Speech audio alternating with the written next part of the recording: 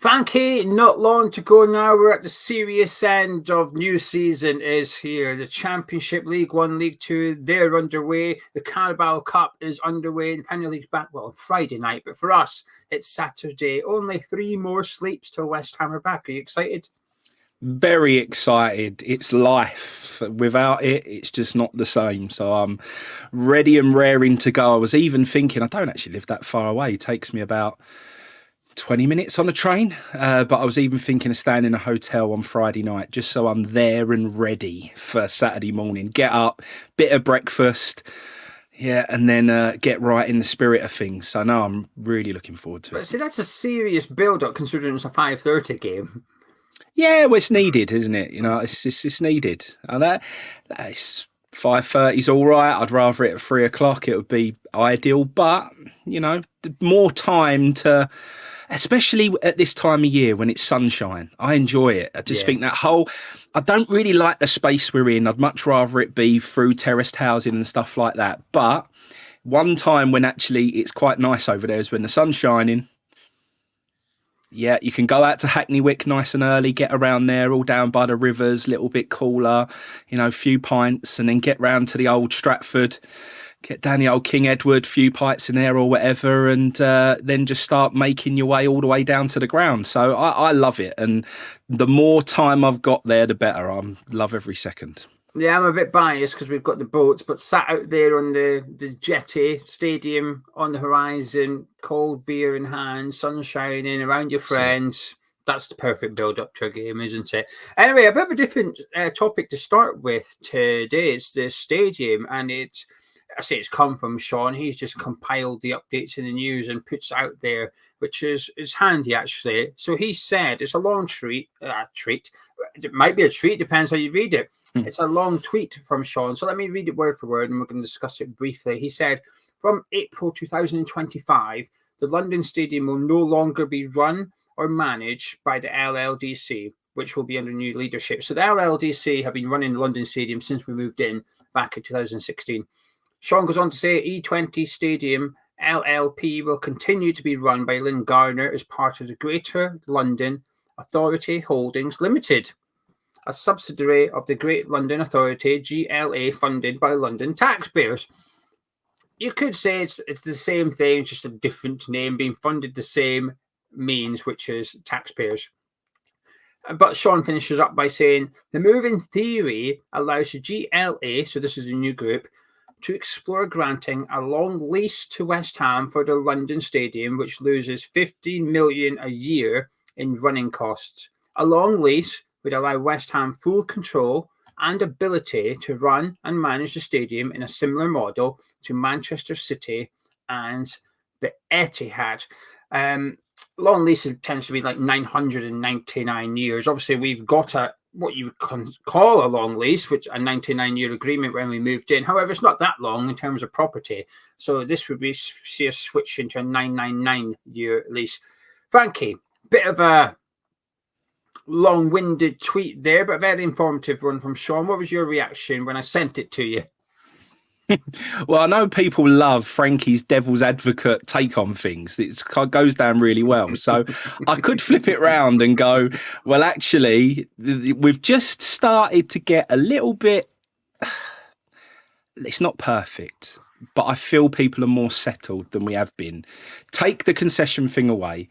I think in terms of the stadium, I think people seem a little bit more settled than we ever have been. So that was a real positive. People were enjoying more than they were at the beginning going over to the stadium. So, and you know, the change, there's then positive spins on it, and you could also have it go completely the other way, and it could become even more difficult in terms of, we've kind of got a position at the moment where we don't get on with the current operators. We're at loggerheads all the time, but we kind of got to a place where it was just workable. Well, a change, you just don't want to flare up some of those alternative things. But let's have a look at it from the most positive way perspective that we can. And that is, if we get more control, then there are no more excuses about match day experiences. We can start to think about pricing. which really needs to change to make it more affordable for people over there. We can start to think about the cosmetics of everything. We can start to think about all those potentials of actually moving things closer to the pitch and so on, and just having that ability to just hopefully make things better for the match day going West Ham fans. So yeah, I mean, more control can only be a good thing. Yeah, allowing us to do what we need to do is a real positive. Yeah, that's as far as I can go with it, really. I don't know enough. I still would have preferred slightly to hear that there was an opportunity for a full purchase, because I think that's the value add to the club. But there have been a lot of different takes on that of late, with regards to people saying actually it's not as good an asset initially as we can. At the moment, we're seeing that whatever we're doing from a financial perspective kind of all coming together right now. So I've even gone past worrying about the owning side of it, and even gone past the whole selling side of it. I'm just kind of enjoying what's going on around West Ham at the moment. I know it's early days, we're going into a new season, so it will all unravel as the season goes on, but I just don't want anything to rock the apple cart too much is all I'm saying. You just said more control can only be a good thing. Completely agree. But I would go one step further and say full control could be a fantastic thing. And when it comes to things like this, regardless of what it is, whenever there's a potential situation arising in life, I guess, I always look for an example, which is, well, what can I compare this to? And you've got one there with Man City and the Etihad. And if you were to look at the differences between the Etihad and London Stadium, and they're quite significant, I think, in terms of a football stadium. Now, for those unaware, and if you are aware, apologies for the next 20 seconds of being patronising. However, for those that don't know, the Etihad was used in the Commonwealth Games and previously had a running track. Manchester City got a long lease with the Etihad City Manchester Stadium as it was, and then they converted it into what it is today. But they could only do that because of their terms of their lease. I think this potential one, and it is only potential, and Sean's just thrown it out there as a possibility and a theory. He's not even claiming there's any discussions regarding this. It's just a hypothetical chat, which some people don't like, but I enjoyed them. Everything's hypothetical. What 11 do you want to see start against Villa? Well, that's hypothetical. So you don't like hypothetical chats. You can discuss nothing that could happen in the future. You can only discuss past events. So I don't mind a little bit of discussion. It's part of football for me, in that interaction with other football fans and your friends. But I think a long lease of the London Stadium would be a happy medium for West Ham, because part of the problem of potentially acquiring the stadium is the embarrassment factor for the London Mayor. Giving that stadium to West Ham would be deemed a failure on their part, and it is a failure. It's costing them $50 million a year currently, because of all the costs of running the stadium, and the main costs coming from the conversion from football to athletics to concerts to monster trucks to baseball to whatever else happens in that stadium over the summer. The conversion costs are ridiculously high, and it costs the taxpayer money for West Ham to play football at London Stadium. I think giving it to West Ham on a long lease, charging us rent, so they are making money off the back of it, but they've also stopped that £50 million loss at the same time. So for the government, it becomes a profitable thing overnight, because West Ham now have all the costs and they pay a fee. For West Ham, it's ideal, because then if we can kick anybody out, we don't have to have summer concerts. We can still have summer concerts. A lot of football clubs do. Arsenal regularly have them at the Emirates. Spurs have them at their stadium. It makes sense. It's a good commercial. But the difference is they don't have to remove retractable seating in order to put a concert. They erect the stage, done. We have to take all our seats down and put them all back in again. But if we were in charge of the stadium, we don't have to. We can leave the retractable seating up for the concerts. They know that is where you will be sitting. The standing part of it is just lesser. I think this is a happy medium. It's something I would like to happen. I've never been convinced we'd end up buying the stadium, but I do think this is something that could be possible. And obviously, we can see at the Etihad is what can be done. You've listed some reasons. I think it's even just small things, which is actually a big thing, like the catering. We can boot Delaware North out if we want to, and have our own catering in there. It would be more expensive for West Ham because at the minute we don't hire the stewards, for example. LLDC hire them, they incur the costs. It would just give us more control. And like you said, no excuses for a poor match day experience now. It's all on West Ham. At the minute, they've almost got this thing to hide behind, which is, well, we don't own the stadium, we don't run the stadium. There's only so much we can do. But also, going forward, we can then sell the branding of the stadium naming rights. You know, the LLDC currently are responsible. They failed. We take it on. We can do it just like Man City have with the Etihad. We can then go sell those naming rights and get all the money for that one. So it could be a really good possibility for West Ham. It's one I'd like to see happen. Would you like to see it, or are you not too bothered? Yeah, I mean, like I said, it's something that feels like it's a step that needs to happen. Mm-hmm. You know, it does feel that way. I'm not so sure that it's the government looking embarrassed or the mayor looking embarrassed or however you look at it, because he wasn't in charge when the deal was put in place. So it was an easy out for him. Yeah. I actually think because the people who are involved, or some of the people in and around our club, are on the other side of politics, that's probably more the reason why he hasn't been too forthcoming with doing something that benefits West Ham in a positive way. So I don't think he liked the deal. I don't think he believed that it was a deal that should ever have happened. Yeah. And I think he's done his utmost to make it difficult for West Ham. So, but if there are now signs that actually we can move things forward and, like we say, allow us to become more in control. There are a few things. We've been enjoying the matchday experience more, but there are just a few things that could really take it to that next level. And if this allows us to do that, 100% all for it needs to happen. Yeah, I think the one thing that might put West Ham off is the stadium's already in need of repairs. You know, we've not even been there 10 years, and there's parts where there's leaks or whatever, and it's already not in great condition. I mean, the upper tier is built to last 25 years. We have a 99-year lease. So how does that work?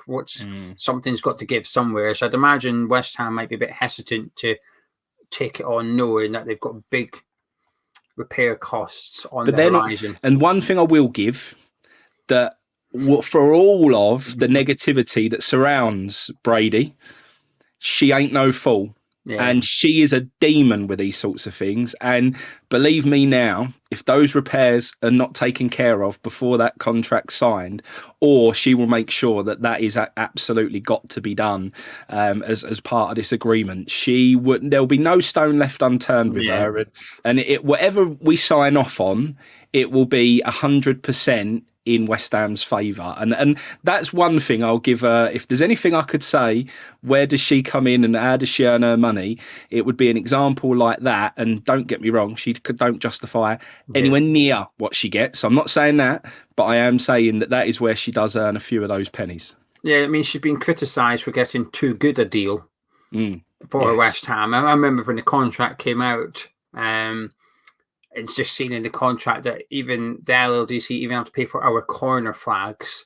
And how she managed to get them to agree to that? But they would supply the West Ham corner flags for the. Just thought that's just she's done well. That was wild though. Right then, talking of good deals or possibly bad ones, we signed an Aaron Wan-Bissaka this week, Frankie. Yes, it was the position that it was the position we needed to get sorted. What's really different is that all the ones that seem to be highlighted as the main targets seem to all be getting over the line. I think Todibo was an early target and one that I think the manager really wanted. Kilman clearly was. I think there's quite a few targets that seem to be manager's choice, and they've all managed to get over the line. So I think that's really refreshing, massively different. Do I think he's the best choice we could have got? I think everybody knows from previous videos, and I've come into criticism for it, that no. But I actually think he's going to have a new lease of life under West Ham. I think he's really going to kick on. I think Lopetegui will drill him and really make him take to that position, to be honest. And the opinions that he has limited ability in that final third, I just think Lopetegui will get the best out of him in that area. I actually think he's going to really come good. We already know that in terms of statistics, he seems to be one of the best right backs in the league in terms of defending. So if he can get Lopetegui telling him, look, when to go, when to track back, get him into that final third, get him linking up with Bowen in front of him.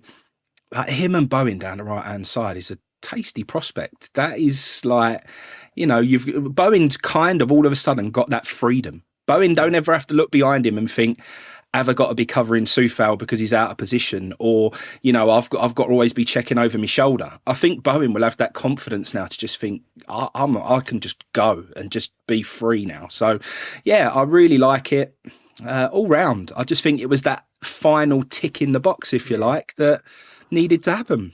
Yeah, I've called it the final piece of the jigsaw, and I'm happy with my analogy in regards to the Wan-Bissaka deal being the final piece of the jigsaw. I don't think we're finished. I think we'll still see maybe one more signing, maybe two, but it all now hinders on outgoings before we see anybody else come in. Whereas, start of the summer, widely reported, 7 new signings.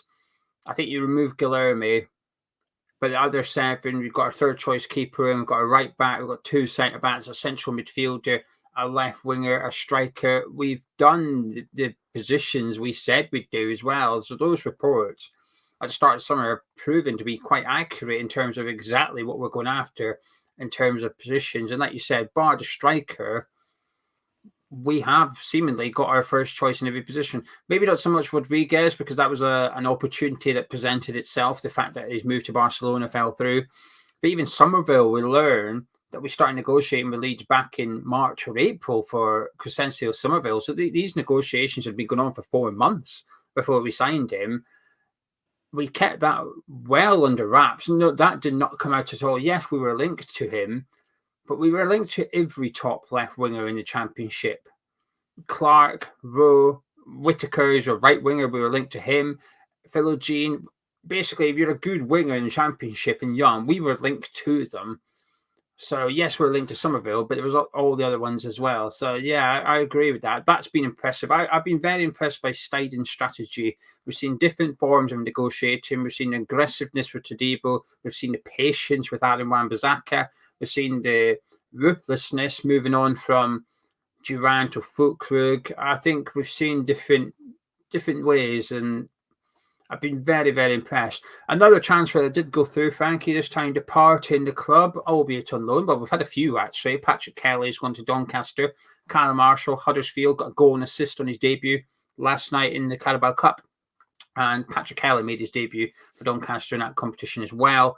And in the stands, Ashton Gate, was George Earthy watching his new team, Bristol City, play, and could be set to make his debut this weekend against Millwall. I love that. I'm not going to keep on. George Earthy could be set to make his debut this weekend against Millwall. If he starts, my money's going on George Earthy scoring. I mean, what a dream that would be. It would be superb. I hope he gives it the whole celebration as well. Can you imagine? It would be unbelievable. Yeah, I mean, I've always rated him and tipped him very early on that he would go on to big things. I just feel that ability wise, I've got no questions that he could come in and be involved around West Ham this season. He just still looks that little bit too. I think he needs to develop a tiny bit more physically. And I think a year in the Championship will do him the world of good with that. I think just a slightly lesser pace football, a little bit more physical. I think it will really sort of firm him up. Being in a competitive league like it is, it's a really competitive league. I'm really glad that he's gone in at that level and not a league below, if I'm honest. I think a league below, I don't think he would have learnt very much. I actually think it would have been a waste of time. I would have said, actually, he's probably better off staying at West Ham and just getting 10, 15-minute cameos. But actually, in the Championship, I think it's a real good test for him, I think, and he'll learn a lot from it, to be honest. And it's just that little bit more education that he needs, and then next season I fully expect him to be ready and raring to go and be more involved in the first team at West Ham. Yeah, I've got more and more comfortable with this loan. My initial reaction was, can we not have kept him, because I thought he might have got some minutes. But then when I spoke to Patch, the Bristol City fan, he was saying, we need a number 10. We play 4-2-3-1. we have a vacancy in the number 10 role. We're trying to get Scott Twine in, who would also be more senior and superior and was there last season. So he would likely be their main choice for that position. However, he's not there yet. So George Earthy's got a bit of a head start on him. So if he gets a couple of games under his belt and impresses, it's his shirt to lose when Twine comes in. But over the course of the season, because of the Championship, we've got so many games, there will always be a need for rotation at that level with so many midweek fixtures. And the good thing, from a selfish perspective, is there's a lot of EFL games on Sky Sports this season. So we will get to, every team is on at least 20 times. That's Sky Sports' big advert. Now, Bristol City have been on once already, but there's 19 more Bristol City games going to be on the telly this season. So I'm really looking forward to watching them. And they've sort of become my Championship team.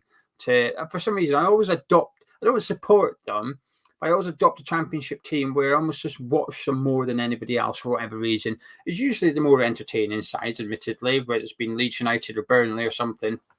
I think Bristol City is going to come that side that when they're on, they're going on.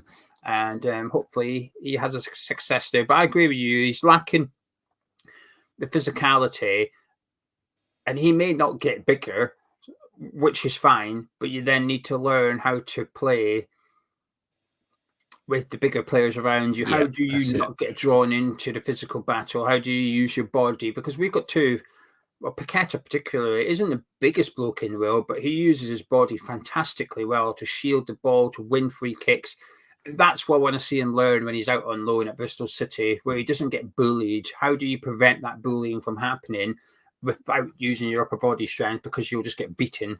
And there's some real good central midfielders in the Championship this season as well. So I'm intrigued. I'll be following them closely, but I do have quite big hopes for them actually at Bristol City this season. And fingers crossed. Anyway, very quickly, Frankie, let's turn our attentions to the weekend. I know you're excited, but are you feeling confident? I don't care.